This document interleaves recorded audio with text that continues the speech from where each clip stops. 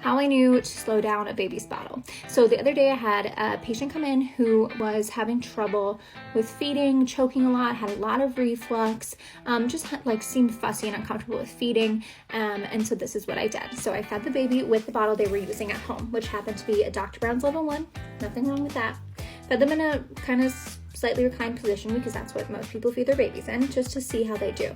Things that I noticed immediately, well, some liquid was pooling in the corners of the mouth and would spill out then when the baby would take some breaks.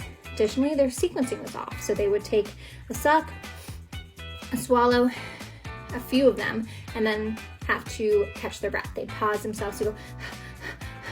I also noticed some gulping and some chugging throughout there too, and they finished the bottle, a 3-ounce bottle, within like 5 minutes, which some babies do it fast and it's okay, but if your baby's having issues with choking and reflux and things like that, we definitely want to slow them down. So I switched their level 1 down to a preemie because they were having some pretty intense symptoms that it was too fast. Sometimes I would just go down to transition. It was just like a few things that made me question.